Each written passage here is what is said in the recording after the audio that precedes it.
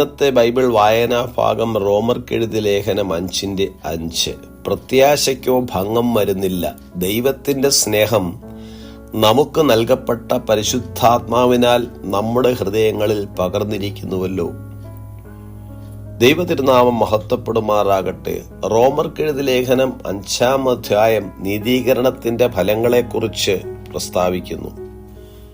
വിശ്വാസത്താൽ നീതീകരിക്കപ്പെട്ടിട്ട് നമ്മുടെ കർത്താവായ യേശുക്രിസ്തു മൂലം നമുക്ക് ദൈവത്തോട് സമാധാനമുണ്ട്.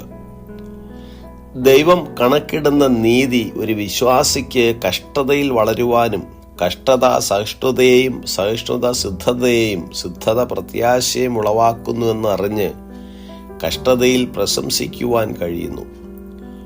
കൃപയാൽ രക്ഷിക്കപ്പെടുന്ന ഒരു വ്യക്തി ആനന്ദകരമായ ജീവിതത്തിലേക്ക് എത്തിപ്പെടത്തക്ക നിലവാരത്തിൽ ദൈവത്തോടുള്ള സമാധാനം, കർത്താവിങ്കിലേക്കുള്ള പ്രവേശനം, കർത്താവിൽ നിന്നുള്ള ഉറപ്പ്, ദൈവത്താലുള്ള സംരക്ഷണം എന്നിവ അനുഭവിക്കുന്നു.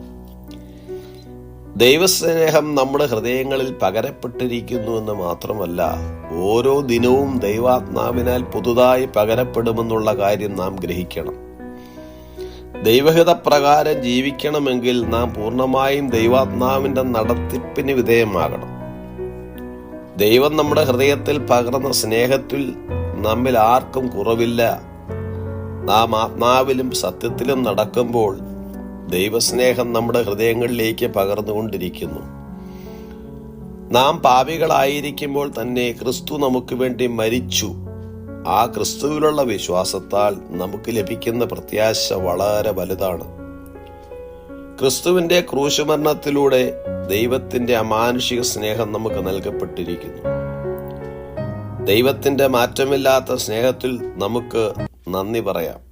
കർത്താവിന്റെ സ്നേഹം ഉദാരമായും സമൃദ്ധമായും നമുക്ക് നൽകപ്പെട്ട പരിശുദ്ധാത്മാവിനാൽ നമ്മുടെ ഹൃദയങ്ങളിൽ പകർന്നിരിക്കിയാൽ നമുക്ക് ദൈവത്തിന് സ്തോത്രം പറയാം. ഈ വചനങ്ങളാൽ കർത്താവ് നമ്മെ ഏവരെയും അനുഗ്രഹിക്കുമാറാകട്ടെ. God bless us all.